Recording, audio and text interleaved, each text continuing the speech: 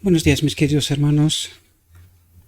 Hoy, por la gracia de Dios, vamos a tratar un tema que me ha parecido un tema preciosísimo y que vale la pena repasarlo, ¿verdad? Por esto le pido a nuestro Dios que nos envíe su Espíritu, que nos capacite, para que podamos entender su realidad, su perspectiva, ¿verdad? La reflexión de hoy está titulada El peligro de descuidar la salvación. Y vamos a ver qué es lo que trata de decirnos nuestro Dios. Trataré de ser todo lo breve que puedo porque no tengo mucho tiempo a la disposición. Entonces estoy tratando de optimizar muy bien los recursos que tengo a mi disposición, ¿verdad? El tiempo. Estoy entrando en una etapa de la huerta, están empezando a producir cosas, entonces requiere más atención por mi parte y también hay otros asuntos que son pendientes y que también hay que hacerlos, ¿verdad? Pero sin embargo no quiero descuidar también la obra de Dios, porque Dios tiene que ser primero en todas las cosas y todas las demás después. De hecho, aunque tratemos de hacer nuestras cosas sin Dios, no hay éxito, entonces estamos perdiendo el tiempo, ¿verdad? Y creo que no vale la pena. Por lo tanto, vamos a darle a Dios lo que le pertenece a Dios y luego todo lo demás. Por lo tanto, vamos a ver qué es lo que nuestro Dios trata de decirnos en esta reflexión. Y dice lo siguiente: cuanto más intensamente apliquemos nuestras mentes a la investigación de la verdad, más clara aparecerá la evidencia de la verdad. Y cuanto más estrechamente nos relacionemos con el Dios de toda sabiduría, entrando en comunión con el que ha creado todas las cosas, más rico será nuestro conocimiento, más plenamente comprenderemos la verdad divina. Aquí hay una cuestión que necesitamos comprender, mis queridos hermanos, porque tal como decía ayer, ¿verdad? Hay quienes dicen que Dios nos acompaña en todas las cosas y Él trata de salvarnos sí o sí y no deja de ser verdad, pero no es toda la verdad.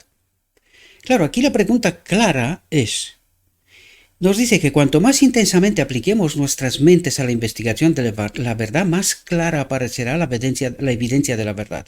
Bien, la pregunta clave es, ¿qué pasa? ¿Que el cristianismo no está tratando de entender la verdad? Yo creo que en principio, ¿verdad? Sí. Ahora, ¿por qué no la entiende?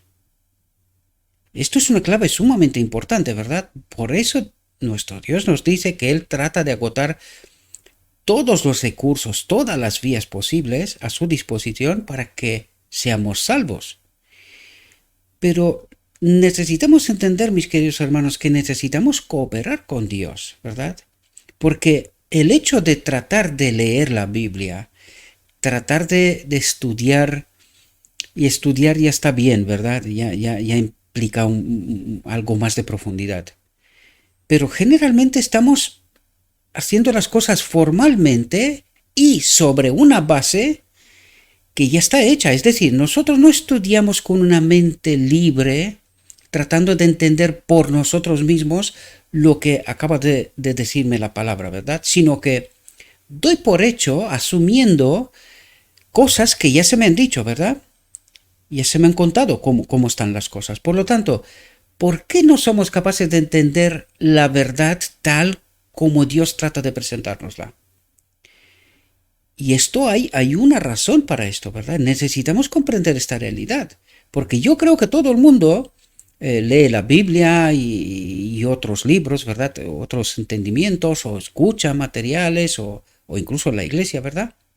Pero el gran problema aquí es que nosotros partimos de unos hechos, es decir, se nos ha contado la historia de alguna manera, ¿verdad? Una línea de acontecimientos y de entendimiento, y nosotros partimos de esta base y cuando estudiamos, ¿verdad? No estudiamos partiendo de cero como si no supiera nada, sino que con mi mente está predispuesta a lo que ya sabe.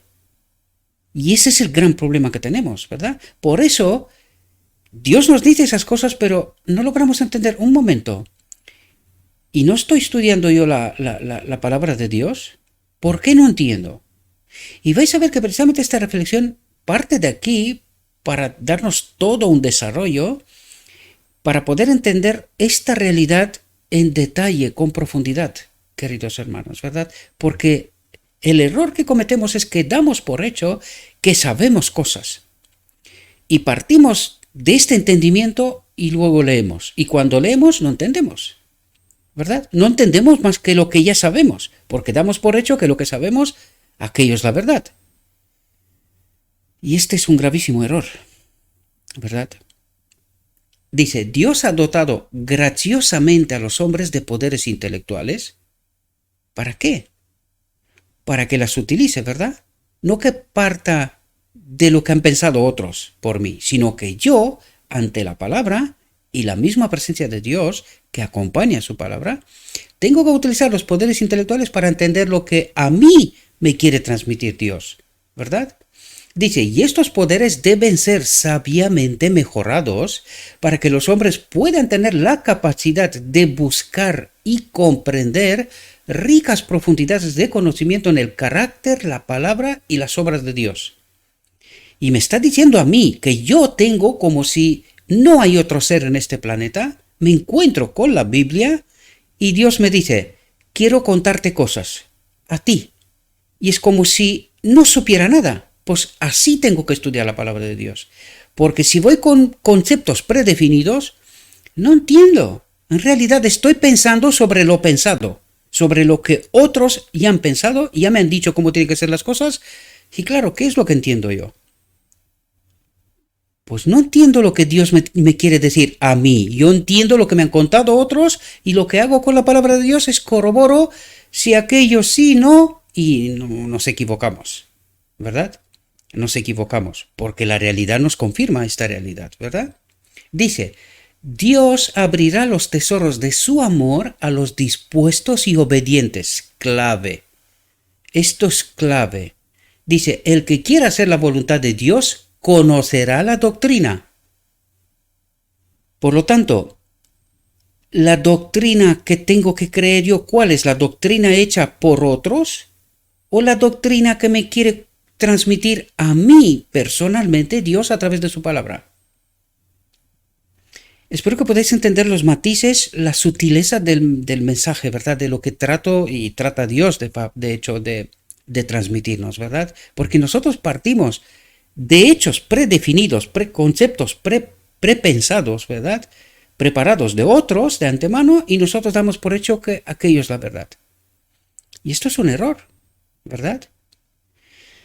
Por la comunión con Dios nos refinamos, ampliamos y elevamos. Al que desea el conocimiento de las cosas divinas, dice, Dios le abrirá maravillas ocultas. Interesante. ¿Y entendéis por qué os contaba todo lo que os he dicho hasta aquí?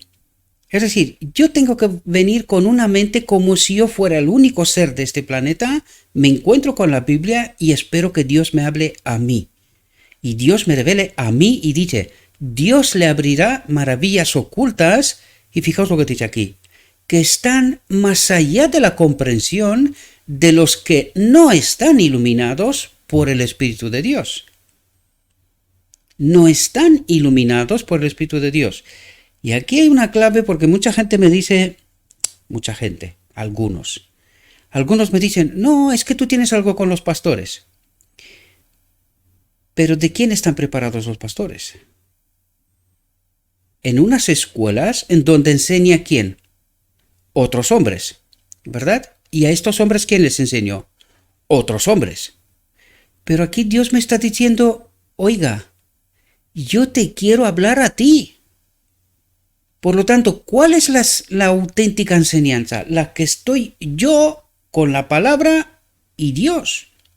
Y que Dios quiere revelarme a mí sus verdades. ¿Entendéis dónde está el asunto? O sea, la clave del asunto. ¿Y por qué el mismo Dios? Porque, claro, cada vez que hablo de lo que está escrito, ¿verdad? No estoy hablando, me invento cosas. Y esta es la clave. Por eso Dios nos dice, para evitar el error del pueblo judío, lo que los maestros le habían pasado, ¿verdad? Porque ellos estaban preparados en las escuelas de los profetas y sus universidades de su momento, pero estaban preparados ¿por quién? Por otros hombres. ¿En base a qué? A doctrinas establecidas y entendimientos establecidos por ellos mismos. Pero aquí Dios dice, no, no, no, escúchame a mí. Yo te quiero hablar y yo te quiero revelar a ti, dice, maravillas ocultas que no las sabe nadie más, que yo te las quiero contar a ti personalmente. ¿Verdad? Dice que están más allá de la comprensión de los que no están iluminados por el Espíritu de Dios. ¿Y quién no están iluminados por el Espíritu de Dios? Aquellos que están enseñados por otros hombres, y esto incluso en cierta medida también es vigente en la iglesia, cuando nos hablan otros hombres. Hemos de comprobar constantemente con la verdad lo que se nos cuenta, para no llegar a esta teología que tenemos ahora, que es una aberración, pecamos hasta que Cristo viene. Es una aberración. ¿Cómo llegamos a creer esto? ¿Y cómo llegaron ellos a creer esto? Buenas preguntas, ¿verdad? Y necesitamos entender, y aquí no hay malicia, o sea, yo no tengo nada con nadie, de verdad, no tengo, y tengo amistades. Tengo amistades que son pastores, y con cual ayer mismo hablé con el pastor que fue mi pastor de mi iglesia durante años, y hablé con él cara a cara, y no hay ningún tipo de problemas en este asunto. Puede ser que en algún momento pues no esté muy de acuerdo con lo que estoy diciendo, y lo comprendo perfectamente. O sea, ni tampoco tenemos que estar de acuerdo en todas las cosas, ¿verdad? Por eso está la palabra de Dios, no para escucharme a mí, no, sino simplemente yo trato de plasmar ciertas cosas, pero vosotros, vuestro deber, siempre lo digo, es ir a lo escrito está, asegurarse y tener este cara a cara con el mismo Dios, que nos cuente Dios cómo están las cosas, ¿verdad? Porque puede ser que aquí hable solo un hombre, como dice aquí, que están más allá de la comprensión de lo que no están iluminados por el Espíritu de Dios. Puede ocurrir que hable solo un hombre y que no me acompañe Dios, ¿verdad? Dios no quiera, ¿verdad?, que esto ocurra. Dice, de todas maneras, aquí tratamos de entender lo escrito está, ¿verdad? Pero puede ser que me equivoque, ¿verdad? Puede ser, es muy, muy probable. Dice, los que oyen las maravillas que se abren al cristiano quedarán impresionados por lo que Dios puede dar al alma consagrada y sincera. Claves, alma consagrada y sincera. Es decir, una alma que está dispuesta a creer exactamente lo que me está diciendo Dios. Si Dios me dice que me va a ser perfecto, yo tengo que creerlo. ¿Por qué cuestionarlo? Me lo está diciendo Dios. Justo un poquito antes mi mujer estaba haciendo un estudio bíblico con una chica y estaban tratando de entender qué es la fe. Y les dije, la fe, la auténtica fe, es creer exactamente lo que Dios me está diciendo a mí. Esta es la auténtica fe. Creer a Dios por su palabra. No dudar, ¿verdad? Porque ¿qué pasó en Edén? Adán dudó, ¿verdad? Adán dudó, ¿creyó a quién? Al enemigo, ¿verdad? Bueno, Adán y Eva, para que entendamos bien. Pues de eso se trata. La auténtica fe es cuando yo me encuentro con la palabra de Dios y Dios me está diciendo una cosa, ¿por qué cuestionar? ¿Cuestionar a Dios? No puede ser. Tengo que creerle. Y esta es la auténtica fe. Cualquier otra fe que no es esta, no es fe, ¿verdad?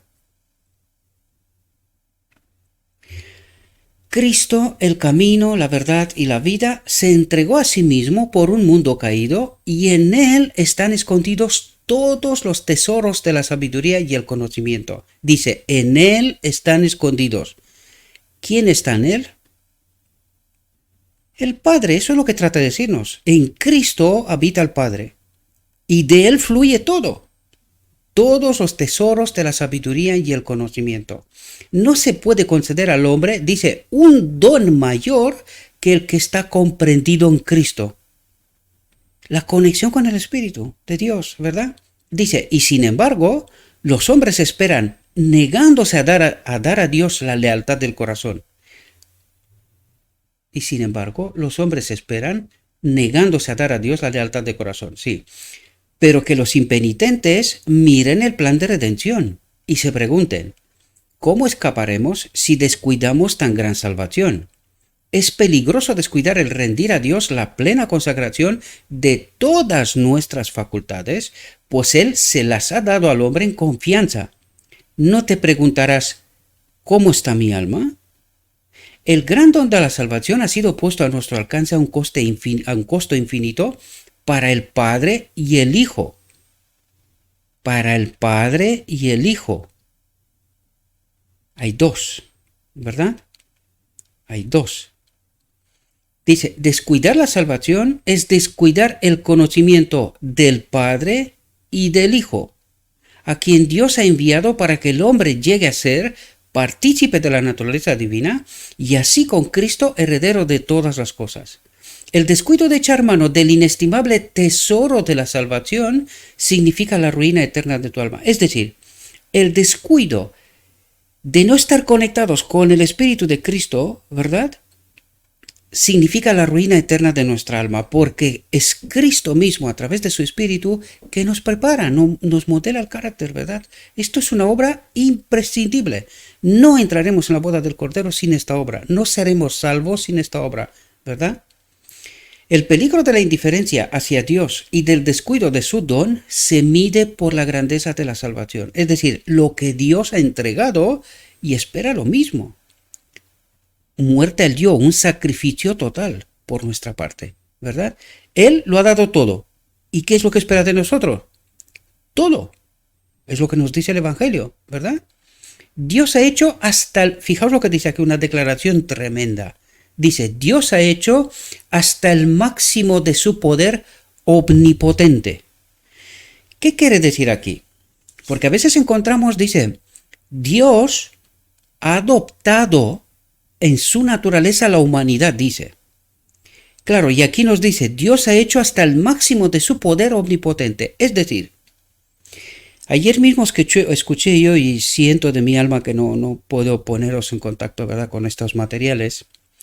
Mi hermano y amigo también, que es pastor en Estados Unidos, presentaba un tema y decía, ¿quién ha muerto de la segunda muerte, verdad? Pues es Cristo. Es Cristo el que se despoja de sí mismo, ¿verdad? Él muere a sí mismo, por decirlo de algún modo. Y Él deja su naturaleza exclusivamente divina y viene en la humanidad uno como nosotros, para ser un ejemplo, para ser el modelo, ¿verdad? Pues por eso nos dice, Dios ha hecho hasta el máximo de su poder omnipotente. Él ha dado a su Hijo y a este mismo Hijo la imagen de sí mismo no existe. Este ser, exactamente como el Padre, el Dios en naturaleza, no existe. El hombre, Cristo Jesús, es un otro ser y preservará esta naturaleza durante la eternidad, por siempre. Por eso nos dice, Dios ha hecho hasta el máximo de su poder omnipotente. Los recursos del amor infinito se han agotado al idear y ejecutar el plan de redención para el hombre. Es decir, no hay nada más que pueda ofrecer. Es que lo ha dado todo, ¿verdad? En su Hijo lo ha dado todo. Dios ha revelado su carácter en la bondad, la misericordia, la compasión y el amor manifestados para salvar a una raza de rebeldes culpables, dice, ¿verdad? ¿Qué podría hacerse que no se haya hecho en las disposiciones del plan de salvación? Si el pecador permanece indiferente a la manifestación de la bondad de Dios, si descuida una salvación tan grande, rechaza las insinuaciones de la misericordia divina, rechaza el don de la vida comprada por la preciosa sangre de Cristo, ¿qué puede hacerse para tocar su duro corazón? Si la maravillosa hazaña realizada por nuestro Creador y Redentor, en la que volcó todo su poder y amor, no conmueve el orgulloso corazón humano, cuando el hombre ve que su alma fue considerada de tal valor que el Hijo del Dios infinito, la majestad del cielo, estuvo dispuesto, dice, a entregar su vida para que pudiera ser salvada, entonces no hay nada que conmueva a ese hombre. Y aquí, cuando nos dice esto, ¿verdad?, y por eso os contaba al principio, y nos dice Dios, ¿verdad?, que tenemos que venir con una mente despejada, que nos hable Dios directamente. Y aquí nos dice, Él dio al Hijo del Dios infinito la majestad del cielo. Estuvo dispuesto a entregar su vida. ¿Cuándo se entregó esta vida del Hijo de Dios, su imagen? ¿Verdad? El que era Dios en naturaleza igualmente que el Padre. ¿Cuándo? Pues no puede ser en la cruz, queridos, porque Dios no muere por la mano de una criatura. No puede ser. Tenemos que pensar, hay muchas incógnitas que la teología no es capaz de contestar. Y además que dice que Él mismo entregó su vida, ¿verdad? Él mismo se ofreció como el Cordero de Dios. Esto solo la encarnación es posible, ¿verdad? Solo la encarnación es posible. Y solo así podemos entender cómo Él es el modelo, el propósito eterno de Dios, que Él habita en todo ser creado. Pues esto lo vemos desde que Cristo nació, el Padre habitó en Él. Nos lo dice el Evangelio, lo que pasa es que lo leemos con una mente predispuesta a lo que creemos que sabemos y no nos damos cuenta que Dios nos cuenta otra cosa, ¿verdad? No nos damos cuenta. Dice, Cristo dejó las cortes reales y aceptó una vida de vergüenza, reproche y sufrimiento y no rehuyó ni siquiera la muerte de la cruz, la muerte de cruz. Dice, no rehuyó ni siquiera la muerte de cruz. Podía haberlo hecho, ¿verdad? Pero se sometió en todo al Padre, dándonos un ejemplo a nosotros. De esto se trata, ¿verdad? Dice, para poder unir la humanidad con la divinidad, ¿verdad? Al Padre con nosotros. En realidad de esto se trata. Pero como nosotros lo matamos, pues hubo un plan B, ¿verdad? Él en Pentecostés nos envió su Espíritu porque la historia tenía que seguir para poder entender la auténtica obra de Dios, ¿verdad? Y no rehuyó ni siquiera la muerte de cruz para poder unir la humanidad con la divinidad. Estás tan encaprichado con el amor a ti mismo, con las sugerencias de Satanás, que estas consideraciones no te mueven a una vida de humildad y de sumisión a Dios. El amor y la compasión de aquel que dio en un solo don, dice, todo lo que el cielo ofrecía. Dice, dio en un solo don todo lo que el cielo ofrecía. Y esto es, ¿lo dio o es una obra de teatro? O sea, Dios dio a su Hijo. ¿Y qué es lo que tiene Dios ahora? Si Dios dio a su Hijo, ¿quién es Cristo? El de ahora. ¿Quién es Cristo? El encarnado, ¿verdad? El Hijo de Dios, el Hijo del hombre. Eso necesitamos entender, ¿verdad? No voy a insistir mucho más, pero trato de explicaros lo que trata de decirnos, ¿verdad? Luego ya vosotros podéis estudiar y tratar de entender, añadir textos y mayor entendimiento, ¿verdad? Dice, el amor y la compasión de aquel que dio en un solo don todo lo que el cielo ofrecía, ¿no despertará una respuesta en tu corazón? ¿Cómo escaparemos si descuidamos una salvación tan grande? ¿Verdad? Dice, los que descuidan el gran don de la salvación no tendrán una segunda aprobación prevista para ellos, sino que se quedarán sin esperanza. Y es aquí donde nosotros no entendemos. Es que cuando dice que Dios lo dio todo y Él ya no tiene, es decir, si nosotros entenderíamos que este Cristo que ha subido al cielo podría volver a sacrificarse por el pecado en algún momento, es decir, Él vuelve a su naturaleza de origen. Cosa que no es verdad, porque entonces, ¿cómo dio Dios todo? ¿Qué dio Dios y qué es lo que tiene Dios ahora? Necesitamos entender estas realidades. Son preguntas que que nos tienen que dar respuestas y guiarnos hacia la auténtica realidad, la verdad, ¿verdad? Pues eso es lo que necesitamos entender. Por eso nos dice aquí, no tendrán una segunda aprobación prevista para ellos. No hay más sacrificio. Dios no tiene nada más que ofrecer. Lo ha dado todo. Y eso es lo que tenemos que entender de una vez para siempre, ¿verdad? El Hijo de Dios infinito fue el autor de nuestra salvación. Desde el principio quiso ser el sustituto del hombre y se hizo hombre para tomar sobre sí la ira que el pecado había provocado. Y esto pasó en la encarnación, ¿verdad? El plan de redención provocó el asombro de las huestes celestiales. Y este es el asombro. Dios se hizo hombre, por eso las huestes celestiales quedan asombradas. El Creador se hace criatura, ¿verdad? Toma la forma de una criatura. Este es el asombro. No es otro, ¿verdad? No es una obra de teatro. Dios se hace que da una cosa y luego vuelve a recuperarlo y tal. Es que no es así. No conocemos a Dios, ¿verdad? Los ángeles contemplan con asombro el misterio que se desarrollaba ante ellos en la vida del Hijo de Dios. Vieron al Redentor dar un paso tras otro por el camino de la humillación. Dice, lo vieron rechazado, negado, insultado, maltratado y crucificado. ¿Y cuál era la expectativa? Podemos entender cuál era la expectativa de los ángeles. Que sea recibido y que aceptemos el mensaje de vida que nos traía, ¿verdad? El don inestimable, la conexión con el Padre. Sin embargo, dice, lo vieron rechazado, negado, insultado, maltratado y crucificado.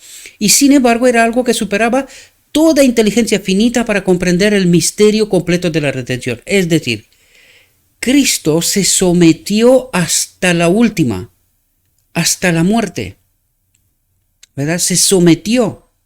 Y esto es algo asombroso, y esto no lo entenderemos más que en algún momento, quizás en la eternidad, porque esto sobrepasa nuestra mente y a de ellos también. Por eso dice, estaban asombrados de lo que estaba pasando delante de ellos, ¿verdad? Pues necesitamos entender de por qué estaban tan asombrados, ¿sí? Dice, la única forma de salvar al hombre era la unión de la divinidad con la humanidad. Y eso es lo que pasará en la boda del Cordero, el decreto divino, ¿verdad? Solo Cristo en carne humana podía salvar el abismo que el pecado había abierto. Con su humanidad estaba preparado para tocar a la humanidad. La grandeza, la amplitud del plan de salvación le confiere una grandeza incomparable. Pero, fijaos lo que dice aquí, pero solo puede ser discernida espiritualmente. Estar conectados con Cristo, ¿verdad? Y aumenta su grandeza a medida que la contemplamos. Dice, contemplando a Jesús muriendo en la cruz y sabiendo que fue nuestro pecado el que lo colocó allí al inocente sufriente, nos inclinamos ante él con asombro y amor. ¿Y qué es lo que quiere decir? Que nuestro pecado, nuestra separación de Dios, nuestra incomprensión de quién era y cuál era su obra. Cuando dice lo que dice, a esto se refiere. Nuestro pecado es nuestra incomprensión de su obra, de quién era. A esto se refiere, porque si entendemos que el pecado fue pagado, precio por pecado fue pagado en la encarnación, ¿qué pasó en la cruz? Es que en la cruz lo matamos. No entendimos quién era y qué es lo que venía a hacer. No entendemos. Y esto es lo que trata de explicarnos, ¿verdad? Yo sé que son sutilezas muy finas, pero por eso nos dice, pero solo puede ser discernida espiritualmente, conectados con Cristo. Con una mente humana no hay forma. No lo entendemos y por esto se rechaza esta realidad. Unos pocos apenas aceptan, al menos como una suposición, como una posibilidad, que esto puede ser así, ¿verdad? Porque es así como podemos dar explicaciones a muchas incógnitas que la cruz no contesta. ¿Quién murió en la cruz? ¿Un Dios? ¿Es esto posible? En fin, la grandeza de esta salvación demuestra el peligro de su descuido. Dice, Satanás trata constantemente de dejar sin efecto la gran obra de la redención. Y aquí, por eso quizás alguno os preguntáis, pero ¿por qué este hombre insiste tanto con el tema de que qué pasó en la cruz, qué pasó en la encarnación? Pero no nos dice el Evangelio constantemente que Él vino a unir la humanidad con la divinidad. Por lo tanto, ¿cuál era su propósito? Glorificar a Dios. ¿Cómo? Demostrar que la ley es buena y que se puede obedecer, porque en Él se hizo la demostración, en el hombre Cristo Jesús, ¿verdad? ¿Y cuál era su misión? Unir la humanidad con la divinidad. ¿Y entendimos nosotros esta realidad? No. ¿Pero por qué? Porque Satanás trata constantemente de dejar sin efecto la gran obra de la redención. Es decir, Satanás está tratando por todos los medios de no entender el propósito eterno de Dios. Porque esto vino Cristo a demostrar, que estar conectados con Dios, con su Espíritu, nosotros estamos en perfecta armonía con su carácter. podemos obedecer y tenemos la vida eterna, ¿verdad? Esta fue la obra de Cristo en realidad, pero nosotros al no entender, hicimos todo lo que hicimos, lo matamos. Y el enemigo de Dios nos señala la cruz como ahí se hizo la expiación. Y aquello fue una expiación, ¿verdad? En la encarnación, una expiación, en la cruz, otra expiación, al final del día de la expiación, otra expiación. Y hay que entender qué significa expiación. Tratar de conectar al hombre con lo humano, o sea, la humanidad con la divinidad. Esto trata de decir, es ofrecer perdón y una vez que estamos libres de carga, conectarnos de nuevo con Dios. Pero no entendimos esta realidad. Y 1844-1888 nos revela esta realidad. No entendimos, de nuevo, no solamente en la cruz, no solamente en Sinaí, sino que en 1888 tampoco lo entendimos. Por eso Cristo no vino entonces, porque necesita una generación que salga de este engaño del enemigo de Dios. Satanás trata constantemente de dejar sin efecto la gran obra de la redención. ¿Cuál es la obra de la redención? Reconectar al hombre con Dios. Y para esto el hombre tiene que entender la obra de Cristo en verdad, para que pueda elegir en verdad si quiere estar conectado con Dios o no. Esta es la gran incógnita. Esta es la obra de Cristo. Él vino a conectar la humanidad de nuevo con la divinidad, porque es eso lo que va a pasar en la boda del Cordero, en el decreto divino, ¿verdad? Con este pequeño remanente que sí entenderá esta realidad y sí hará una elección, en consecuencia, sí glorificará a Dios igual que Cristo, ¿verdad? Dice, ¿qué importancia, qué magnitud da al tema de la redención el hecho de que el que ha emprendido la salvación del hombre era el resplandor de la gloria del Padre, la imagen expresa de su persona? ¿Y cuándo pasó esto? La encarnación, queridos. La encarnación. Él entregó su vida, él que era el resplandor de la gloria del Padre, la imagen expresa de su persona. Porque para ser la imagen expresa de su persona tenía que ser uno igual a él. ¿Y Cristo, el ser humano, era uno igual al Padre? Era uno con el Padre, pero no uno igual al Padre. Es diferente, es diferente. Y eso necesitábamos entender. Y no entendimos, ¿verdad? ¿Cómo puede el cielo considerar a quienes descuidan una salvación tan grande realizada por el hombre a un costo tan infinito? Y no nos preguntamos, ¿cuál es este costo tan infinito? Dios ha dado y ya no tiene lo que ha dado, y ya no lo tiene. Por eso este costo es infinito, ¿verdad? Y nosotros no entendemos esta realidad, ¿verdad? El Hijo de Dios ha muerto. Eso es lo que quiere decir. Él ya no tiene a este mismo Hijo de Dios, la imagen expresa de su persona. Ya no lo tiene. Por eso nos dice, es un costo infinito. Ya no lo tiene a este Hijo. Descuidar las ricas bendiciones del cielo es rechazar, despreciar a quien era igual al Padre. Dice, a quien era igual al Padre. Ya no es. ¿Y entendéis lo que trata de decirnos? El único que podía salvar al hombre caído. ¿Podemos entender? Eso es lo que trata de decirnos, mis queridos. Está hablando del misterio de la piedad. Este es el misterio de la piedad. Dios se hizo hombre y ya no es igual al Padre. Y este es el costo infinito. Dios ya no tiene a este Hijo la imagen expresa de su persona. Esta persona ya no existe, ¿verdad? ¿O descartaremos por descuido de Cristo nuestra única oportunidad de vida eterna? ¿Despreciaremos la misericordia divina y pisotearemos al Hijo de Dios y consideraremos la sangre del pacto como algo impuro? El autor divino de la salvación dice, no dejó nada incompleto en el plan. Y fijaos lo que dice aquí. Cada fase del mismo es perfecta. Cada fase del mismo, por lo tanto, hay varias fases. ¿Y cuáles son estas fases? ¿Entendimos estas fases en toda su profundidad? Pues esto lo acaba de explicar. ¿verdad? En cada fase del mismo es perfecta. El pecado de todo el mundo fue puesto sobre Jesús y la divinidad dio su más alto valor al sufrimiento de la humanidad en Jesús, para que todo el mundo pudiera ser perdonado a través de la fe en el sustituto. Y el sustituto no fue la cruz, sino fue en la encarnación. Los más culpables no deben temer que Dios no perdone, pues por la eficacia del sacrificio divino, la pena de la ley será remitida.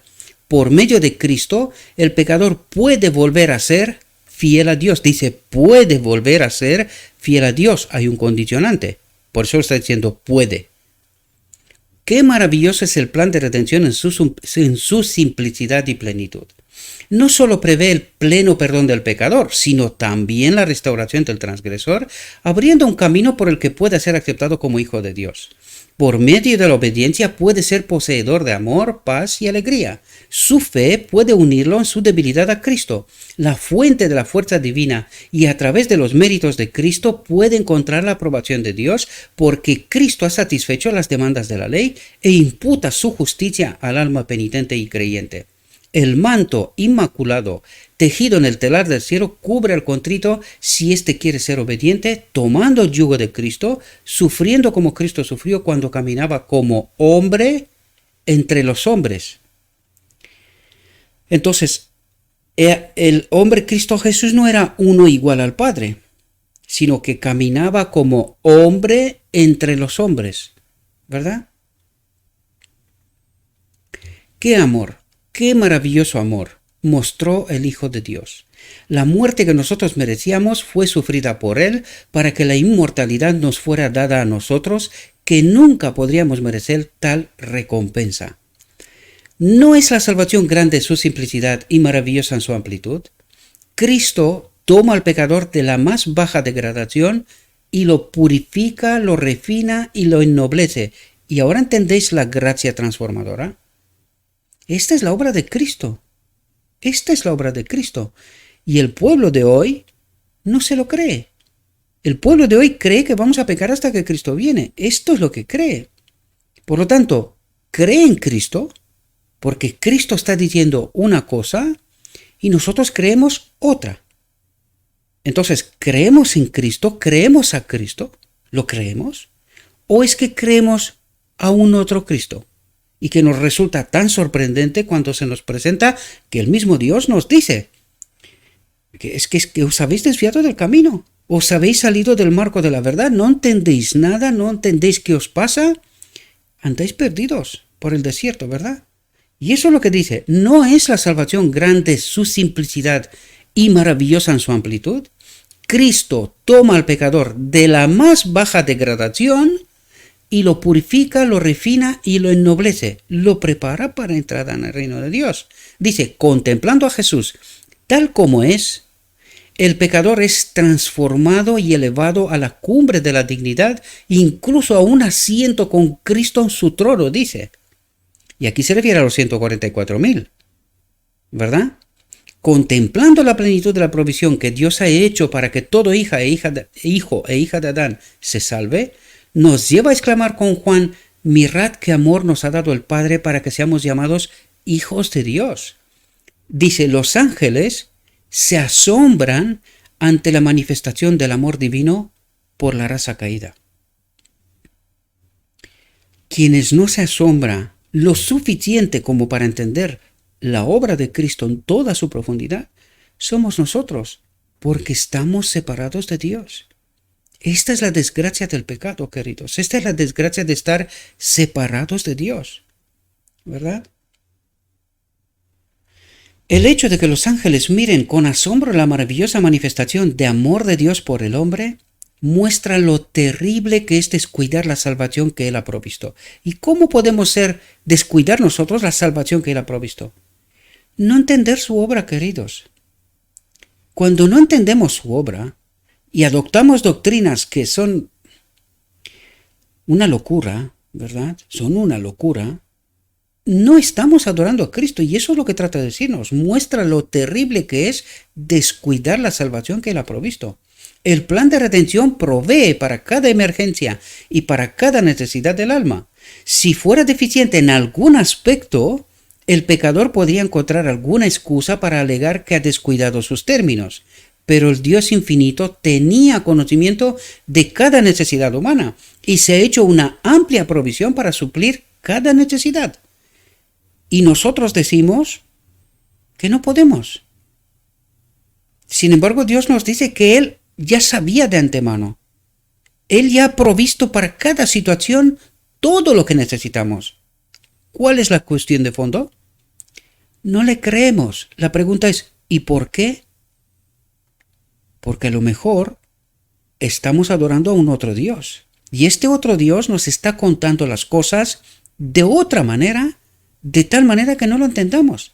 Y no echar mano de la provisión que ha hecho Dios para cada situación. ¿Verdad? Porque por eso aquí tenemos que preguntarnos una cuestión.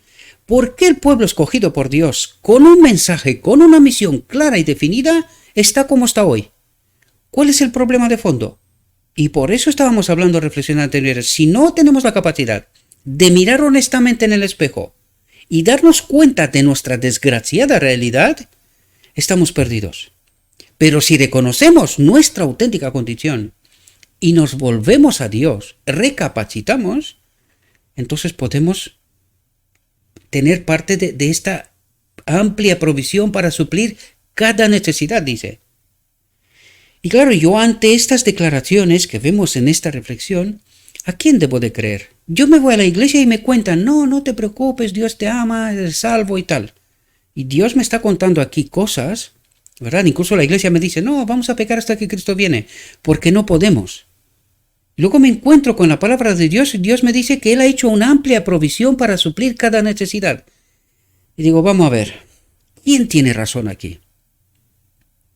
Aquí hay dos planteamientos y la fuente no puede ser la misma. No puede ser que lo que me cuenta el hombre, todo lo que él me cuenta venga del mismo Dios y luego Dios me viene y me cuenta aquí estas cosas. ¿Y a quién tengo que creer? ¿Y cuál es la fuente de cada mensaje? Por lo tanto, lo que se está diciendo la iglesia tiene una fuente extraña, ¿verdad? Porque la palabra de Dios nos dice otra cosa. Y aquí tengo que despertar y decir, pero vamos a ver, ¿qué está pasando? ¿Por qué nos hemos desviado de lo escrito está? No entiendo lo que me está diciendo Dios, sin embargo, tengo que creer lo que me está diciendo el hombre. ¿Entendéis todas esas sutilezas, mis queridos hermanos? De eso se trata. No se trata de malicia, de hablar en contra de iglesia, de hombres y de... Que no es eso. Es que no es eso. No es eso. Y la gran pregunta es ¿por qué no entendemos estas realidades? ¿Y quién nos hace poner tanto empeño en agarrarnos de algo que queda patente que lo que creemos es falso? Porque aquí Dios nos dice una realidad que no es la auténtica realidad de la iglesia. Y habrá que preguntarse, ¿por qué a la iglesia le pasa lo que le pasa? Está desprovista de poder y no entendemos. ¿Hasta cuándo permaneceremos aquí? ¿Y por qué permanecemos aquí? ¿Y cuál es la solución para que esto se termine? Preguntas importantes a las cuales necesitamos contestar y buscar respuestas honestas y reales, basadas en verdad y en realidad, no en imaginaciones, ¿verdad? En cuentos y fábulas que nos cuentan otros, ¿verdad? Dice, el Dios infinito tenía conocimiento de cada necesidad humana y se ha hecho una amplia provisión para suplir cada necesidad. De este modo, nuestro pecado puede ser perdonado y la vida eterna asegurada, porque la justicia de Cristo puede ser imputada a nosotros para soportar la prueba y satisfacer la aprobación de un Dios santo. ¿Qué puede decir entonces el pecador en el gran día del juicio final en cuanto a por qué se negó a prestar atención la más completa y sincera a la salvación que se le ofrecía? ¿Por qué creyó que va a pecar hasta que Cristo viene? ¿Por qué creyó que él no puede alcanzar la perfección de carácter? Porque alguien le contó una historia contaminada y no se acercó a la palabra de Dios para escuchar directamente a Dios, y no a los hombres, ¿verdad? Espero, mis queridos hermanos y hermanas, que esta reflexión nos haya podido ayudar. Le ruego a nuestro Dios que nos envíe su Espíritu, que nos capacite, que podamos entender por nosotros mismos su verdad, su perspectiva, su realidad. Y una vez que entendemos esta realidad, tomemos decisiones en verdad, ¿verdad? Os dejaré en el enlace del vídeo la descripción. En realidad son dos exposiciones, pero las he juntado en una sola, ¿verdad? Por lo tanto, dejaré el link para las dos exposiciones, pero en realidad son una primera parte y una segunda parte. Al no ser tan larga, las he juntado para presentarlo de una vez, ¿verdad? Para no partir el entendimiento. Por lo tanto, os deseo, mis queridos hermanos, que tengáis un próspero día y que en todo lo que os he dicho, os lo he dicho en nombre de Cristo Jesús. Amén.